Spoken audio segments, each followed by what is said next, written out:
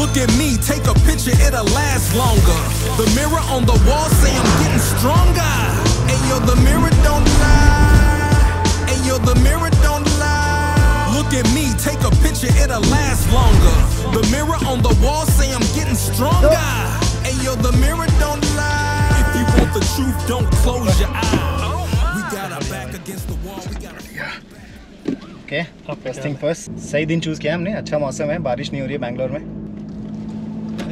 गाड़ी तो बढ़िया यार. जैसे बोलते हैं ना कि स्टार्टअप्स आर वेरी रिवॉर्डिंग, ये उसका नतीजा है कि आप अच्छे से कंपनी चलाओ तो आप अच्छी गाड़ी चला ही सकते हो. अभी this is the first series of driving a startup. The point is कि अगर हम स्टार्टअप्स को, जैसे नाम आप सुनो तो आपको समझ आएगा कि ड्राइविंग अ स्टार्टअप, फिर वो कार का रिलेशनशिप क्या है उसके साथ. यू नो कि आप एक अच्छा स्टार्टअप ड्राइव करते हो, आप अच्छी वैल्यू जनरेट करते हो स्टार्टअप के अंदर, आप बहुत सारे लोगों की लाइफ को इम्पैक्ट कर रहे हो स्टार्टअप से. राइट, आप एक स्टार्टअप ड्राइव कर रहे हो, रन कर रहे हो, फ्लाई कर रहे हो, जो भी मान लो. पूछना है मुझे लोगों से कि how do you drive your startup while I drive you in a car और your favorite spot of yours or somewhere that we can go to. Primarily इस कॉन्सेप्ट के अंदर 2-3 चीज़ें हम सॉल्व करने की कोशिश करेंगे. जिसके साथ भी हम इंटरव्यू करें उनकी एग्जिस्टिंग बिजनेस के बारे में जानें, प्रॉब्लम क्या सॉल्व करते हैं, वो किस तरीके से अच्छा बिजनेस बना रहे हैं, धंधा कैसे इतना अच्छा बन रहा है कि वो अपने लिए, अपनी और अपने एक सेट टीम के लिए रेवेन्यू जनरेट कर पा रहे हैं इतने कॉम्पिटिटिव मार्केट में, वो भी इंडिया में ना. स्टार्टअप चलाना मेरे को तो लगता है बिल्कुल भी आसान चीज़ नहीं है. इंडिया में बहुत ज़्यादा बज़वर्ड हो गया है स्टार्टअप. लोग बहुत प्राउड फील करते हैं, विच इज़ ग्रेट. हम शायद 2012 में जब किया होगा हमने ये स्टार्ट, तब तो बहुत ज़्यादा इन थिंग नहीं था ये. हमने स्टार्टअप शुरू कर दिया था लेकिन उसका मतलब नहीं पता था कि इसे स्टार्टअप बोला जाता है. एंटरप्रेन्योरशिप तो बोलने ही नहीं आता था. बोलने में नहीं आता. तो पहले मैं बता दूं कि मैं और दीपक दोनों ही स्लाइड्स के फाउंडर्स हैं. प्राइमरली मैं लेके आया था दीपक के पास ये आइडिया. जैसे एक स्टार्टअप को 2 लोगों की ज़रूरत होती है मेरे हिसाब से. एक आदमी जो बेच अच्छा सकता है और एक आदमी जो काम करता है. तो मुझे ऐसा लगा कि यार मैं काम तो नहीं कर पाऊंगा, बेच में बड़ा अच्छा लेता हूँ लोगों को. और तो सेम स्ट्रगल मेरे साथ था कि मैं तो आ गया था एक स्टार्टअप शुरू करके, लेकिन मुझे भी एक चीज़ की बेच नहीं पा रहा था. तब मुझे धीरे धीरे समझ में आया कि इन्वेस्टमेंट कुछ होती है, लोग फंडिंग रेज करते हैं. तो ये समझ में आया था कि बहुत सारे लोग हैं जिनको प्रॉब्लम सॉल्व करनी है, लेकिन सिर्फ एक दिक्कत है कि उनके पास पैसे नहीं है. अब वो जज्बा तो है, पर काम करने के लिए इनिशियली इन्वेस्टमेंट की ज़रूरत होती है. जो लोग रेज नहीं कर पा रहे थे सिर्फ इस वजह से कि वो ठीक से प्रेजेंट ही नहीं कर पा रहे थे लोगों को अपने आइडियाज. अपने आप को समझा ही नहीं पा, अपने धंधे को नहीं समझा पा रहे, अपने आप को नहीं समझा पा रहे, कम्युनिकेट नहीं कर पा रहे थे, स्पेशली इन्वेस्टर्स को, जो कि मेरी प्रॉब्लम थी कि मैं बेच नहीं पा रहा था. तो तभी पंकज ने बोला कि यार प्रेजेंटेशंस बना रहा हूँ मैं कॉलेज में और लोग बड़ी तारीफ कर रहे हैं. तारीफ कर रहे हैं लोग, काइंड में पेमेंट भी कर रहे हैं, घड़ियाँ दे रहे हैं, परफ्यूम दे रहे हैं. तो लगा कि यार ये दो चीज़ है. एक आपके पास सोल्यूशन ऑलरेडी है, उससे सॉल्व क्या करना है वो पता नहीं, और मुझे ये पता था कि ये प्रॉब्लम है. तो दोनों को मिक्स करते हैं, ये प्रॉब्लम और सोल्यूशन को, और बिजनेस बनाते हैं. आज की डेट में किसी को बोलोगे कि यार मैंने प्रेजेंटेशन से $1 मिलियन कंपनी बनाई है, तो एक पल के लिए तो शौक तो होगा ही. तो आपको वो शौक कैसा फील देता है? ये मुझे एक बात याद आ रही है, कुछ आज 4-5 साल पहले की, जब मेरे पापा बोल रहे थे यार कर क्या रहा है तू बैंगलोर में. कुछ समझ में नहीं आता. पापा आपके अश्विनी ग्रोवर बने हुए थे. तो भाई कर क्या रहा है? तो लोग मेरे से पूछते हैं कि कितना कमाता आपका बेटा, क्या कर रहा है या कितना कमाता है. तो मैं बोला कि पापा इसका जवाब आप सीधे मत दिया करो. इसका जवाब आप बोला करो कि वो कितना कमाता है वो तो पता नहीं, पर 15-20 लाख सैलरी देता है वो कितना पता है मुझे. महीने की 15-20 लाख सैलरी दे देता है. कैसे हुआ ये? कि कोई यकीन तो करेगा नहीं कि आप एक प्रेजेंटेशन कंपनी हो और उसमें आपने इतना बड़ा. तो क्रस्क क्या है बिजनेस का? ये कहाँ सबसे ज़्यादा वैल्यू जनरेट हो रही है? कहाँ आपने एक इतना अच्छा रेवेन्यू मॉडल निकाल पाया इसके अंदर से? सिर्फ इस बिज़नेस की बात नहीं है, कोई भी बिज़नेस अगर आप कर रहे हो तो परसिस्टेंसी सबसे ज़्यादा इम्पोर्टेंट है कि परसिस्ट करते रहो। अगर आपने कुछ सोचा है कि हाँ इस चीज़ को मुझे करना है अच्छे से, तो करते रहना पड़ेगा उसको। वो तो है कि काफ़ी लोग सरप्राइज होते थे इनिशियली, याद ही होगा कि हम इवेंट्स पे आते थे, लोग बोलते थे यार प्रेजेंटेशन बनाने की भी कंपनी हो सकती है। कंपनी भी हो सकती है। ये कैसी कंपनी है? सही बात है। लोग काफ़ी सारे लोग हंसते भी थे इवेंट्स वगैरह में कि यार ये 2 लौंडे आ गए हैं। मुंबई से 2 लौंडे आ गए। सही बात है। बनाएंगे यार। एक चीज़ पे बताओ कि जब आप 2012, तो आपकी उम्र क्या होगी? 23-24 साल के होंगे आप। आपने इतना अर्ली इस बिजनेस में एंट्री ले ली थी, और 23-24 में तो आप जॉब वॉब करने चाहिए थे। कहाँ आपने बिजनेस? वो उम्र होती है जब 21-22-23 साल की, जब सबसे ज़्यादा एनर्जी होती है। सही बात है। और अभी कॉलेज से निकले होते हैं, नई दुनिया देखी होती है। 3-4 साल जो कॉलेज में पढ़ते हैं तो बहुत सारे नए लोगों से मिलते हैं, बहुत सारे वेरिड कल्चर के लोग मिलते हैं, और घर से बाहर निकलते हैं बेसिकली। तो जो हमारे थॉट्स होते हैं वो काफ़ी वाइडन हो जाते हैं। तो अब उस समय जो मन में बैठ जाता है, फिर मेरे हिसाब से उसी समय कर लेना चाहिए। क्योंकि जैसे जैसे उम्र बढ़ती जाएगी, एक बार हम जॉब के साइकिल में घुस गए तो फिर कुछ खुद का करना, बिजनेस करना, वो थोड़ा मुश्किल हो जाएगा। एक बार आदत तक जाती है ना मंथली पेचेक्स की। आपका एक असूल है कि आप ज़्यादातर धंधा अपने दोस्तों के साथ ही करते हो। हाँ।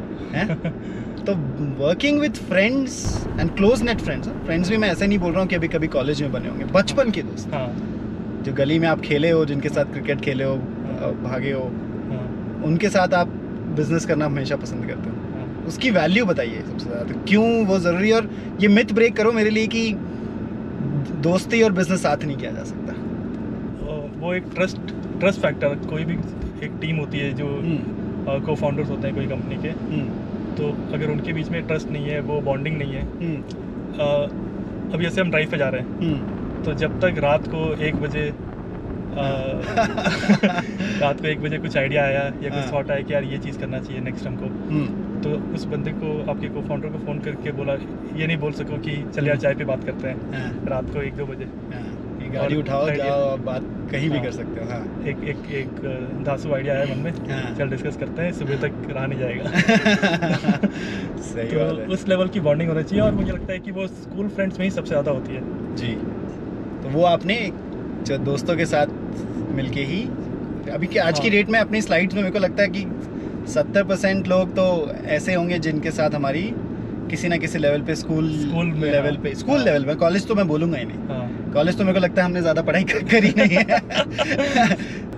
तो एक अच्छे को फाउंडर की अहमियत बताओ इस किसी भी स्टार्टअप बिजनेस में। अपने साथ तो है ही है, बट अदरवाइज भी जो स्टार्टअप्स को फाउंडर्स को लेके किस टाइप की गलतियां कर देते हैं, या फिर गलती भी नहीं बोलो तो किस जगह पे फेल हो जाते हैं एक अच्छे को फाउंडर की सर्च में। यार को फाउंडर की सर्च में इतनी मेहनत करो जितनी आप अपनी शादी के लिए करते हो। उससे ज़्यादा करो। बल्कि टाइम आ गया कि हमको एक और अपने नए तीसरे साथी को उठाने का वक्त आ गया। क्या बात कर रहे हैं? थर्ड को फाउंडर को। हाँ, अगर आपको सामने दिखे तो दिख रहे हो।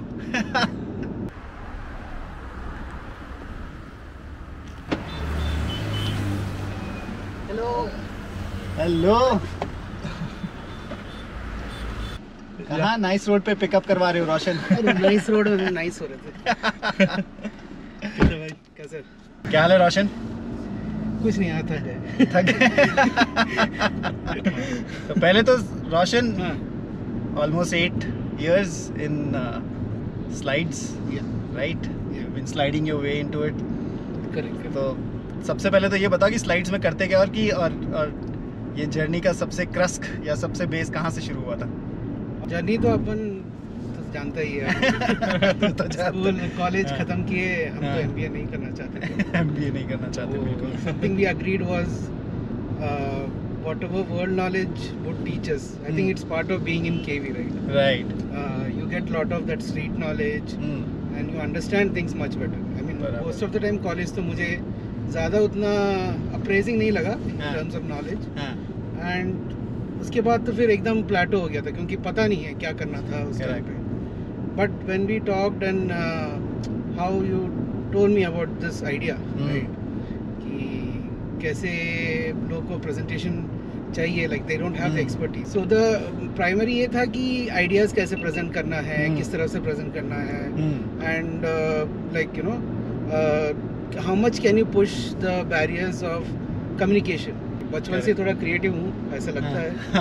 तो अपने ऑडियंस को बताता हूँ कि रोशन एक बहुत ही ज़्यादा क्रिएटिव इंडिविजुअल है जब बात आती है कलर्स, ग्राफिक्स, सब चीज़ों को लेके. एंड एक बहुत ही बड़ा वैल्यू ऐड था जब हमने रोशन को पूछा था कि आप ये कंपनी हमारे साथ को फाउंड करेगा क्या. एंड जो वैल्यू रोशन ने प्रेजेंटेशन डिज़ाइन में क्रिएट करी, obviously with along with the other team, but वो बहुत ही ज़्यादा ट्रिमेंडस थी. तो एकदम सही जोड़ी बन गई थी. मैं बताया तो मैं बेचता अच्छा था, ये लिखता अच्छा था, ये बनाता अच्छा था. तो ये तीन का एक ट्रायो एक पूरी स्टार्टअप इकोसिस्टम या एक स्टार्टअप की टीम को सम कर देता है, एकदम सम अप कर देता है all together. And specially focus on skills that in some way lies near your passion also. Yes, like yes. Because end of the day you need to monetize that passion in some way. Don't think कि ठीक है जब lifetime में कुछ भी सीखो you need to make some money because end of the day you are putting your efforts worth of it. रोशन एकदम सीधे मनी के टॉपिक पे चला गया. तो रोशन, हाँ, पिछले 6-7 साल में प्रेजेंटेशन कंपनी कितनी रिवॉर्डिंग रही है तुम्हारे लिए? बहुत rewarding. Start from the bottom, now we are here.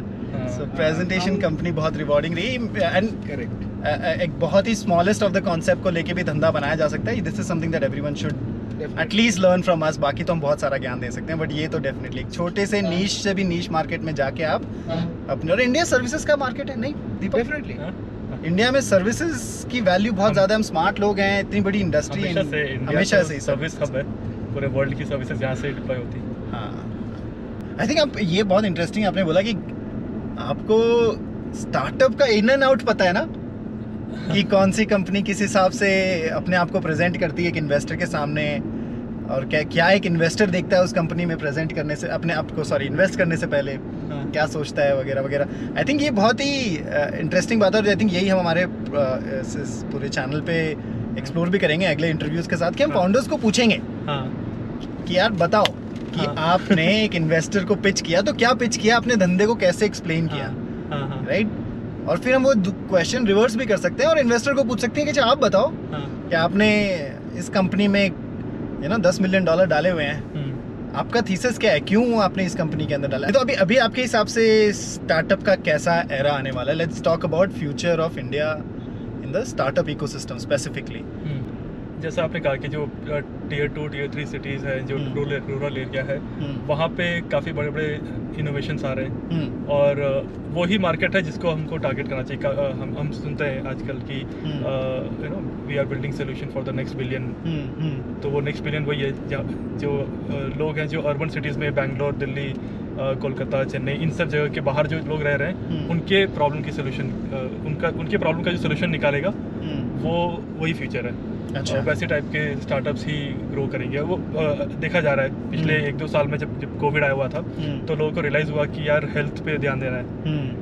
तो हेल्थ स्टार्टअप का तो हेल्थ टेक स्टार्टअप्स काफ़ी लाइमलाइट में है इस दौरान में. इनकम जनरेटिंग बिजनेसेस बनाने पड़ेंगे, और वो चाहे थोड़े ट्रेडिशनली क्यों ना हो, डजंट मैटर. वापस फैक्ट्रीज वगैरह, आई थिंक अपनी गवर्नमेंट काफ़ी काम कर रही है उस पर. काफ़ी ज़्यादा बड़े मोबाइल प्रोडक्शंस यहाँ होने वाले हैं इंडिया में. आई थिंक आगे जाके और भी other industries would start setting up in India. That will increase the buying power of the Bharat. ठीक है. And the second thing that will happen after that is, or maybe during this time, is that India will start selling it to people in UK, Europe, US. हम अगर बाहर जाके, अगर हम बाहर ये सेल कर रहे हैं ना इंडियन सर्विसेज, इंडियन प्रोडक्ट्स को, that's when we will actually become a very booming startup ecosystem in the country. What's your philanthropy idea in this entire thing? मेरे को एडॉप्शन काफ़ी अच्छी चीज़ लगती है. बहुत ही इंटरेस्टिंग सा टॉपिक उठा दिया आपने. मैं चाहता हूँ कि एडॉप्शन एक नॉर्म बने इंडिया में. नॉर्मलाइज करना चाहते हो आप एडॉप्शन को इंडिया में? हाँ.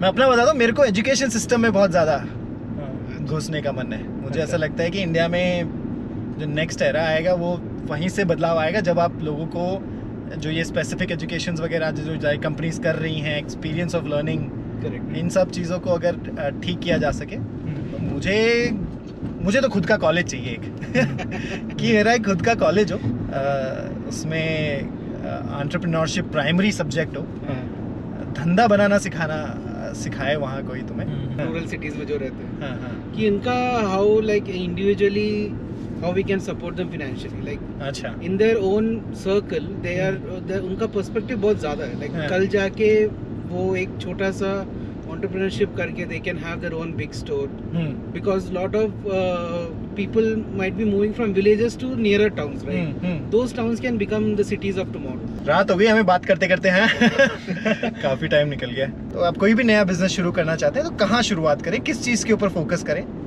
एंड कहाँ तक उसे लेके जाया जा सकता है, इस पे कुछ बताओ यार। अपने आसपास ही देखना चाहिए, काफ़ी सारी दिक्कतें हैं हम लोग को ही, तो ह्यूमन बिहेवियर की दिक्कतों को संभालो। हाँ, अपने लाइफ को एक बार बस थोड़ा सा एनालाइज करो कि क्या चीज़ है जहाँ पे एक फ्रिक्शन आ रहा है, जो चीज़ आपको ट्रबल कर रही है कि हाँ रे, हम काफ़ी बार सोचते हैं दिन में कि यार ये चीज़ मुश्किल क्यों है इतनी, इसका इजी सोल्यूशन क्यों नहीं है। बस वैसे ही एक चीज़ को पिक करो, और अगर आपकी उस चीज़ में एक्सपर्टीज़ है, वो चीज़ करने में मज़ा आता है, तो उसके लिए सोल्यूशन ढूंढो। और आपको लगता है आज की डेट में इंडिया में कोई भी किसी भी तरीके के सोल्यूशन पे एक्सपेरिमेंट करना और उस एक्सपेरिमेंट से एक अच्छा बिजनेस बनाना आसान है? पहले प्रॉब्लम आइडेंटिफाई करिए, फिर उसके लिए सोल्यूशन क्या होना चाहिए उसके ऊपर काम करिए, और उसके बाद बहुत सारे लोग मिल जाएंगे उसको बिजनेस बनाने में, हेल्प करने में। इंडिया इतना बिजनेस फ्रेंडली तो हो ही गया है कि आपको लोग मिल जाएंगे आपको मेंटर करने के लिए, आपको बताने के लिए कि वो चीज़ बिजनेस बनाने लायक है भी कि नहीं, मार्केट। ये मेंटरशिप का जो आपने बोला, मेरे को लगता है कि बहुत सारे एक्सपर्ट्स एंड दिग्गज हैं अपने इंडस्ट्री में। हर इंडस्ट्री को अगर हम टटोल के देखें तो वहाँ से आप किसी से हेल्प मांगेंगे सामने से, तो आपको कोई मना भी नहीं करेगा, और आप एक तरीके की जो एडवाइस चाहते हो वो दे देगा मार्केट आपको कि कैसे बनाना है। क्या हो गया? पेट्रोल खत्म। शिट, अब ये क्या है, कैसे सॉल्व करेंगे रे? कैसे सब सॉल्व करूँ? Look at me, take a picture, it'll last longer. The mirror on the wall say I'm getting stronger. Hey yo, the mirror